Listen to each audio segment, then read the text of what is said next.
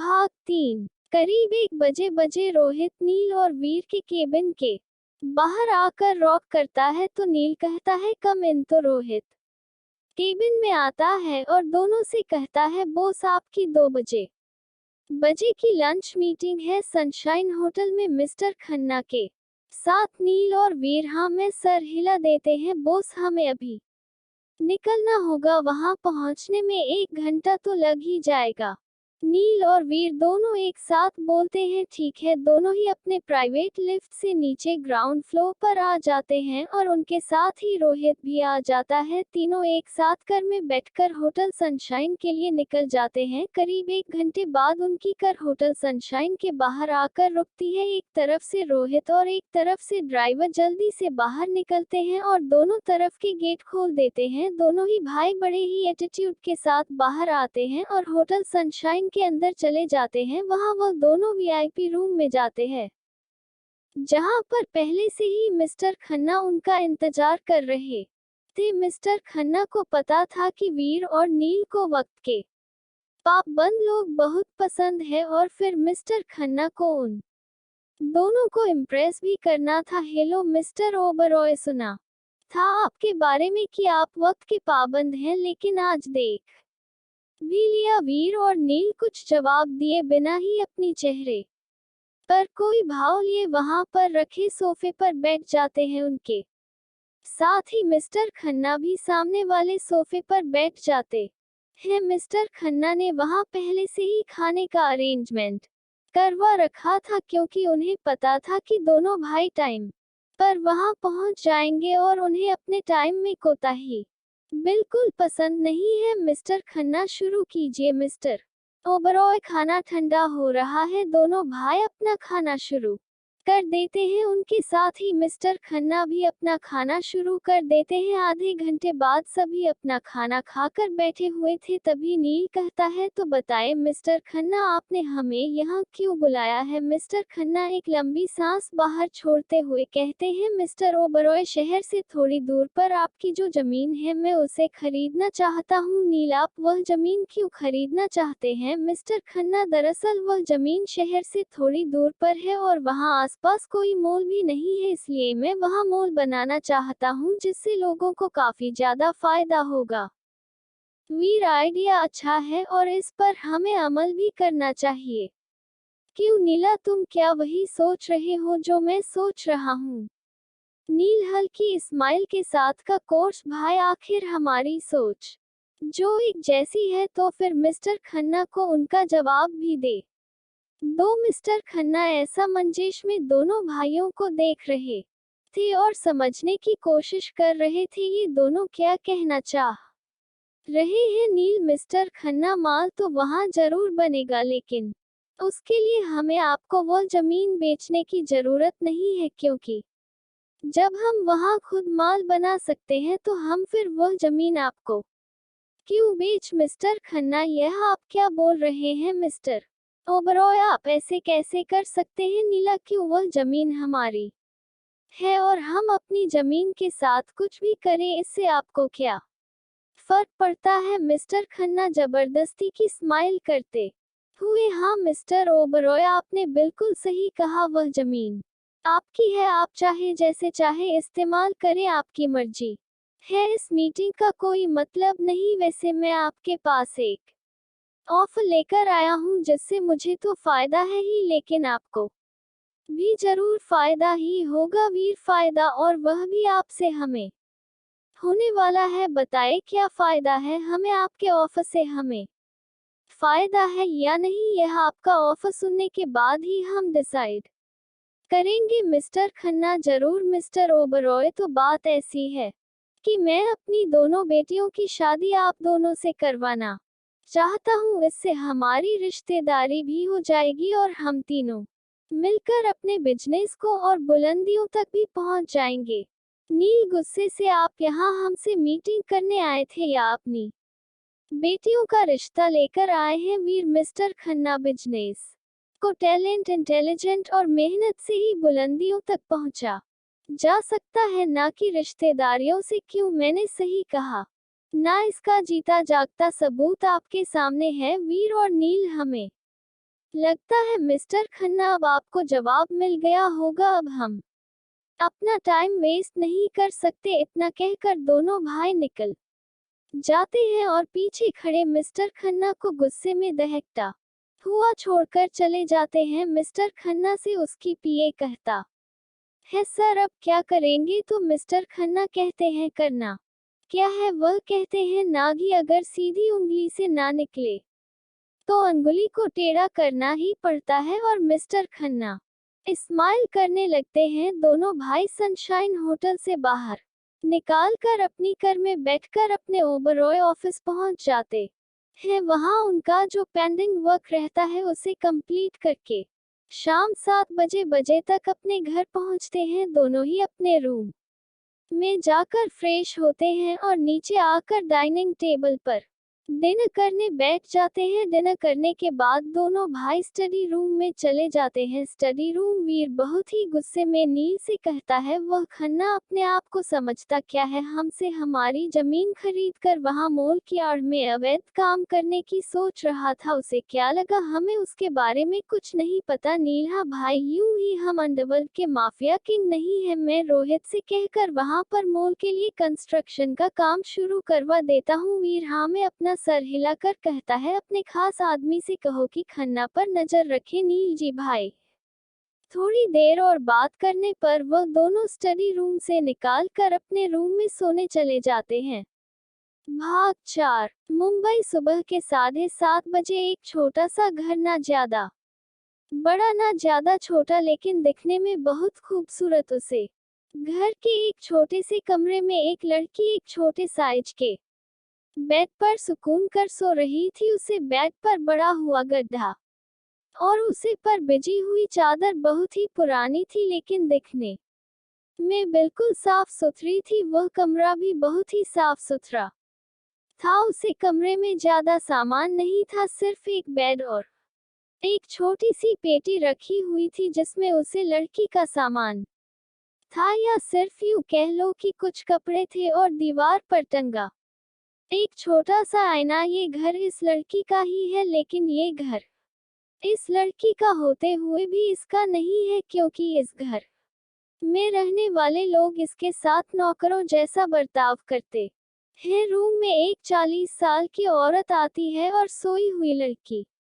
को देखकर बड़बड़ाना शुरू कर देती है। औरत, हरी ओ करमजली, अभी तक सो रही है? देख जरा घड़ी में कितना वक्त हो गया है। चल उठ जल्दी से और नीचे चलकर नाश्ता बना हम सब लोगों के लिए। हम कब से नाश्ते का इंतजार कर रहे हैं और तुम यहाँ आराम से सो रही हो। लड़की, माँ मेरी तबीयत ठीक नहीं है, मुझे बुखार है और मेरे पेट में भी दर्द हो रहा है। औरत, हाँ तो कोई बड़ी बात नहीं है, हम भी बीमार पड़ते हैं, लेकिन तेरी तरह आराम से पड़े नहीं रहते। कल ईशानी ने तुझे दवाई ला कर दी थी ना, उसे खा ले और जल्दी से जाकर नाश्ता बना। इतना कहकर वह औरत उसे कमरे से चली जाती है। लड़की धीरे से उठकर बाथरूम में जाती है और थोड़ी देर बाद फ्रेश होकर वापस आती है। उसके पास जो दवाई रखी थी उसे दवाई को वह हाथ में लेकर नीचे किचन में जाती है और बिना नाश्ता किया ही दवाई खा लेती है और नाश्ता बनाने लग जाती है। लड़की को पेट में बहुत ज्यादा तकलीफ हो रही थी, पर फिर भी अपना दर्द बर्दाश्त करती रही और नाश्ता बनाती है। 1 घंटे में वह नाश्ता बनाकर तैयार कर देती है और डाइनिंग टेबल पर लगा देती है। फिर वह लड़की सभी को आवाज लगाकर रहती है, माँ पापा ईशानी दी, आप सभी आ जाए, मैं नाश्ता डाइनिंग टेबल पर लगा दिया है। थोड़ी देर में वो तीनों डाइनिंग टेबल पर जाकर नाश्ता करने बैठ जाते हैं। तभी ईशानी रहती है, छवि तुमने पानी नहीं रखा टेबल पर, जो पानी ला कर दो, मुझे प्यास लगी है। ईशानी की बात सुनकर छवि पानी लेने किचन में चली जाती है। अब ईशानी की माँ को छवि को फिर से बोलने का मौका मिल जाता है। इससे एक काम ढंग से नहीं होता, कुछ ना कुछ बोलते ही रहती है।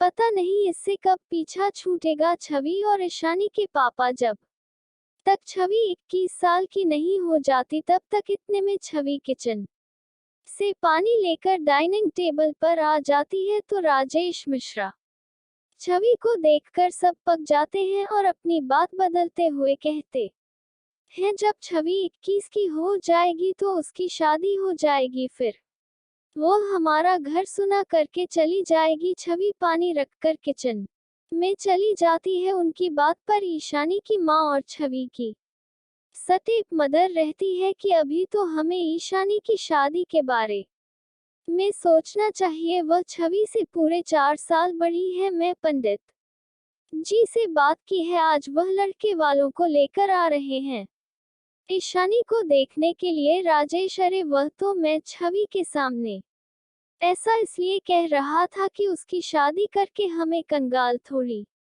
ना होना है। वैसे ईशानी को देखने लड़के वाले आ रहे हैं, ये है तो अच्छी बात है। कब आ रहे हैं वह लोग? उर्मिला जी आज शाम को आ रहे हैं। राजेश जी अच्छा ठीक है, तो फिर आज मैं ऑफिस से जल्दी आ जाऊंगा। उर्मिला जी ठीक है। नाश्ता करने के बाद राजेश जी ईशानी से कहते हैं चलो ईशानी, मैं ऑफिस जा रहा हूँ तो तुम्हें कॉलेज भी छोड़ दूंगा। तो ईशानी रहती है ठीक है पापा, मैं थोड़ी देर में आता हूँ। ईशानी अपना बैग लेने चली जाती है और राजेश जी इस पर उर्मिला जी कहती है आज तुम्हारी बेटी देर से उठी है इसलिए आज दोपहर का खाना नहीं बनाया है। जब खाना बन जाएगा तो मैं रामराज के हाथों आपके ऑफिस भिजवा दूंगी। राजेश जी कहते हैं ठीक है। ईशानी जो अपना बैग लेकर आ जाती है तो उर्मिला जी कहती है कॉलेज से सीधा घर आना, पता है ना आज तुझे लड़के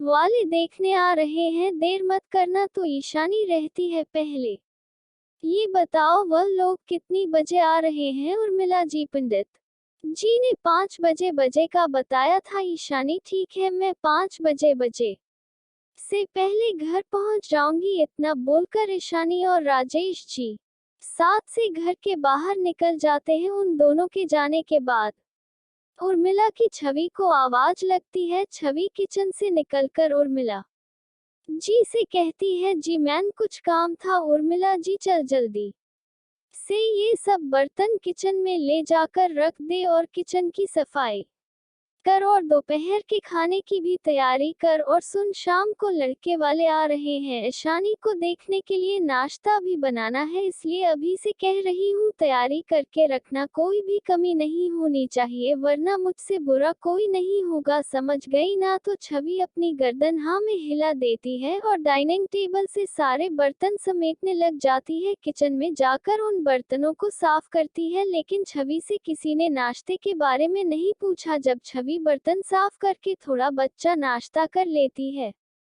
भाग 5।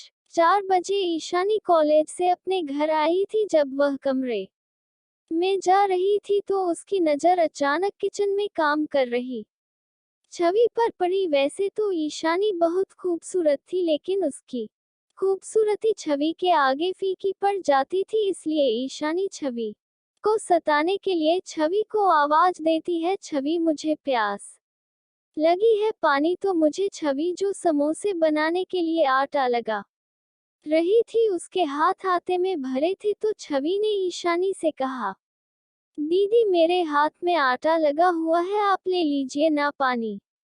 ईशानी को छवि की बात सुनकर बहुत गुस्सा आया और वह छवि से कहती है हाथ धोकर पानी दो। पानी तो तुम ही दोगी, नहीं तो मन को बुलाऊंगी और फिर तुम जानती हो कि क्या होगा। छवि इसने की बात सुनकर डर जाती है और जल्दी से हाथ धोकर ईशानी को पानी भर कर देती है। ईशानी जब छवि के हाथ से पानी लेती है तो जानबूझकर गिलास को छोड़ देती है, जिससे गिलास से नीचे गिरकर टूट जाता है और फर्श पर कांच के टुकड़े फैल जाते हैं। आवाज सुनकर उर्मिला जी किचन में आती है और पूछती है ये गिलास कैसे टूटा? तो ईशानी छवि का नाम लेती है माँ। जब मैं छवि से अपनी मांग रही थी तो छवि को गुस्सा आया, उसने पानी का गिलास भरकर मेरे हाथ में देते वक्त जानबूझकर मेरे पैरों के पास गिरा दिया ताकि मेरे पैरों में कांच चुभ जाए। वक्त रहते मैं पीछे कर लिए, पर इतना सुनते ही उर्मिला जी गुस्से का प्रहाय हो जाता है और उन्होंने छवि के बालों को पीछे से पकड़ कर उसे मारना शुरू कर देती है और कहने लगती है, तुम्हारी हिम्मत कैसे हुई मेरी बेटी को चोट पहुंचाने की, तेरे पर निकल आए हैं क्या, काफी दिन हो गए हैं तुझे मेरे हाथ से मार खाए हुए, इसलिए ज्यादा हवा में उड़ रही है। छवि, नहीं माँ, मेरी कोई गलती नहीं है, मैंने कुछ नहीं किया, वह तो दी ही ने ही अभी। छवि ने इतना ही कहा था कि उर्मिला जी एक थप्पड़ उसके गाल पर लगा देती है और कहती है, तू मेरी बेटी को झूठा साबित करना चाहती है, सब पता है मुझे कि तू कैसे जलता है मेरी बेटी से, इसका हिसाब तो तुझे देना ही होगा। उर्मिला की छवि के बालों को एक झटके में छोड़कर उसे धक्का देती है जिससे वह जमीन पर गिर जाती है और गैस पर चिमटे को गर्म कर छवि की कलाई पर रख देती है, जिससे छवि की एक जोरदार चीख निकल जाती है और वह जोर जोर से रोने लगती है। ये सब देखकर ईशानी को बहुत ही मजा आ रहा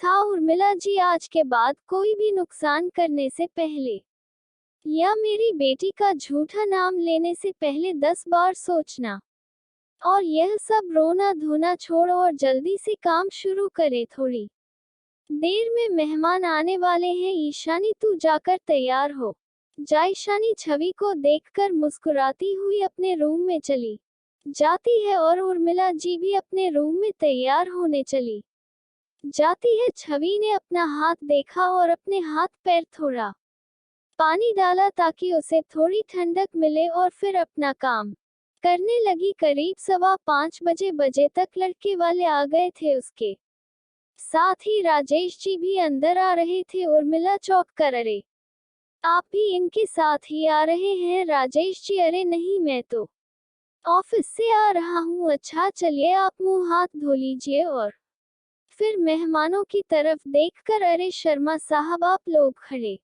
क्यों हैं, आई और बैठी ना। फिर मिस्टर शर्मा और मिसेज शर्मा अपने बेटे के साथ वही सोफे पर बैठ जाते हैं उनके सामने। उर्मिला जी भी बैठ जाती है। राजेश जी मिस्टर शर्मा से कहते हैं, मैं बस अभी थोड़ी देर में आया। थोड़ी देर बाद राजेश जी भी मेहमानों के साथ बैठ जाते हैं। उर्मिला की छवि को आवाज लगाकर रहती है, छवि बेटा, मेहमानों के लिए पानी लेकर आओ। थोड़ी देर बाद छवि मेहमानों के लिए पानी लेकर आती है। लड़के वाले जब छवि को देखते हैं तो उन्हें ऐसा लगता है कि यही लड़की है जिससे वह लोग देखने आए थे, और छवि उन्हें बहुत पसंद आती है। लड़का जिसका नाम राहुल है, वह तो छवि को देखा ही रह जाता है। जब छवि सभी को पानी देकर किचन में चली जाती है तो वह लड़का होश में आता है और अपनी माँ से कहता है, माँ, मुझे लड़की पसंद है, आप रिश्ते के लिए हाँ कर देना। थोड़ी देर में छवि सभी के लिए नाश्ता लाती है। जब छवि नाश्ता लग रही थी तो राहुल बार बार छवि को देखता रहता है। नाश्ता लगाकर छवि किचन में चली जाती है तो राहुल की माँ कहती है, आप अपनी बेटी को भी बुला लीजिए। उर्मिला जी, हाँ, मैं अभी लेकर आता हूँ। जब उर्मिला जी ऊपर जा रही थी तो राहुल और उसकी माँ आपस में एक दूसरे को हैरत से देख रहे थे कि यह कहाँ जा रही है। थोड़ी देर बाद उर्मिला जी ईशानी को अपने साथ लेकर आती है और ईशानी को राहुल की माँ के पास बैठा देती है और कहती है, ये हमारी बेटी। ईशानी को देखकर राहुल का मुंह बन जाता है और अपनी माँ को इशारे में मन कर देता है। इशारों में ही समझने की कोशिश करता है कि उसे छवि से शादी करनी है, ना कि ईशानी से। अपने बेटे का इशारा समझकर राहुल को इशारों से शांत बना देती है कि वह बात करेगी। ईशानी जब राहुल को देखते हैं तो देखते ही रह जाती है, क्योंकि राहुल दिखने में बहुत हैंडसम था और एक नामी बिजनेसमैन। ईशानी राहुल को देखकर मन ही मन बहुत खुश हो जाती है। भाग 6। थोड़ी देर बाद सभी नाश्ता कर लेते हैं तो फिर उर्मिला की छवि को आवाज लगा कर बुलाती है और कहती है, ये सब समेट कर अंदर रख दो। छवि चुपचाप सारे बर्तन समेट कर अंदर ले जाती है। जब तक छवि बर्तन समेटती है तब तक राहुल की नजर सिर्फ छवि पर ही रहती है और यह बात ईशानी नोटिस कर लेती है। ईशानी को बहुत गुस्सा आता है कि राहुल उसे ना देखते हुए छवि को देख रहा है, पर वह कहती कुछ नहीं। छवि के अंदर जाने के बाद मिसेज शर्मा मिस्टर शर्मा से कहती है, जिसे सुनकर मिस्टर शर्मा चौंक जाते हैं और धीरे से मिसेज शर्मा के कान में रहते हैं। क्या ये लोग मानेंगे? तो मिसेज शर्मा कहती है, बात करने से ही तो पता चलेगा। मिस्टर शर्मा कहते हैं, ठीक है, तुम ही बात कर लो। उर्मिला जी बड़े उत्साह से मिसेज शर्मा से कहती है, तो क्या हम ये रिश्ता पक्का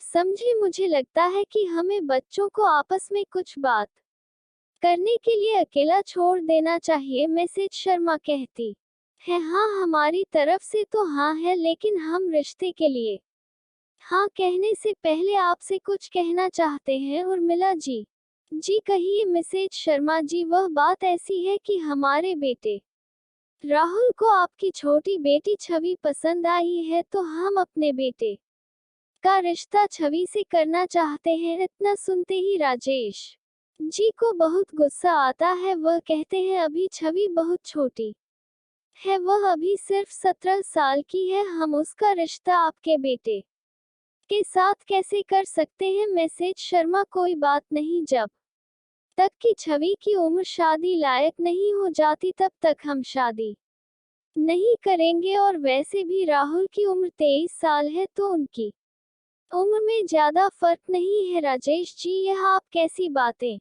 कर रही है? मिसेज शर्मा, हम तो अपनी ईशानी के रिश्ते की बात कर रहे थे। मिसेज शर्मा, तो क्या हुआ भाई साहब, आपकी बड़ी बेटी हो या छोटी बेटी हो, दोनों है तो आपकी ही बेटी। राजेश जी, नहीं मिसेज शर्मा, जब तक हमारी बड़ी बेटी की शादी नहीं हो जाती हम अपनी छोटी बेटी के रिश्ते के बारे में कैसे सोच सकते हैं? मिसेज शर्मा, अरे सिर्फ रिश्ते की ही तो बात कर रहे हैं, शादी तो हम अभी कहाँ करने वाले हैं। जब आपकी बड़ी बेटी की शादी हो जाए और जब छवि की उम्र शादी के लायक हो जाएगी, तब हम उनकी शादी कर देंगे। उर्मिला जी गुस्से में, हमें आपके घर कोई रिश्ता नहीं करना है, आप जा सकते हैं।